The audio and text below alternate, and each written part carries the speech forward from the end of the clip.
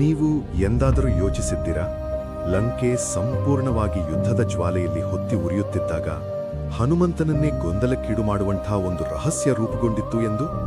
ರಾಮಾಯಣ ಯುದ್ಧದಲ್ಲಿ ಲಕ್ಷ್ಮಣನು ಮೂರ್ಛೆ ಹೊಂದುತ್ತಾ ಭೂಮಿಗೆ ಬಿದ್ದಾಗ ಸಂಪೂರ್ಣ ಸೇನೆಯಲ್ಲೂ ನಿಶ್ಶಬ್ದ ಆವರಿಸಿತು. ವೈದ್ಯ ಸುಷೇನರು ಹೇಳಿದರು, ಸೂರ್ಯೋದಯಕ್ಕೂ ಮುನ್ನ ಸಂಜೀವಿನಿ ಔಷಧಿಯನ್ನು ತರಬೇಕು, ಇಲ್ಲದಿದ್ದರೆ ಪ್ರಾಣ ಉಳಿಸುವುದು ಅಸಾಧ್ಯ.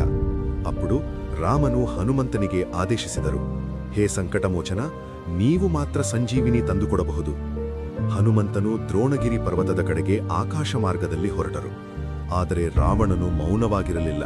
ಅವನು ಮಾಯಾವಿ ರಾಕ್ಷಸ ಕಾಲನೇಮಿಯನ್ನು ಕಳುಹಿಸಿದ, ಸಮಯವನ್ನೇ ತಡೆಯುವಂತಹ ಒಂದು ಷಡ್ಯಂತ್ರ ರಚಿಸಲು. ಘನವಾದ ಅರಣ್ಯದ ಮಧ್ಯೆ ಏಕಾಏಕಿ ಒಂದು ದಿವ್ಯ ಆಶ್ರಮ ಪ್ರತ್ಯಕ್ಷವಾಯಿತು.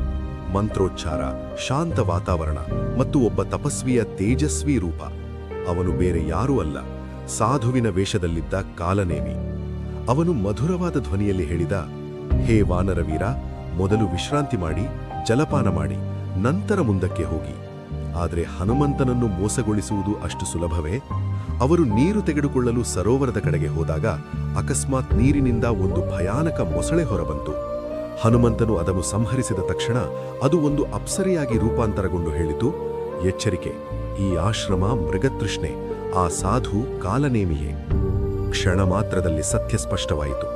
ಹನುಮಂತನು ಹಿಂದಿರುಗಿ ತಮ್ಮ ಪ್ರಚಂಡ ರೂಪದಲ್ಲಿ ಕಾಲನೇಮಿಯನ್ನು ಸಂಹರಿಸಿದರು. ಸಮಯ ಕಡಿಮೆ, ಸಂಶಯ ಗಾಢ. ಆದ್ದರಿಂದ ಅವರು ಸಂಪೂರ್ಣ ಪರ್ವತವನ್ನೇ ಎತ್ತಿಕೊಂಡರು. ಆ ರಾತ್ರಿ ಕೇವಲ ಯುದ್ಧ ನಡೆಯುತ್ತಿರಲಿಲ್ಲ, ಅದು ಭಕ್ತಿ ಮತ್ತು ಮಾಯೆಯ ನಡುವಿನ ನಿರ್ಣಾಯಕ ಸಮರವಾಗಿತ್ತು.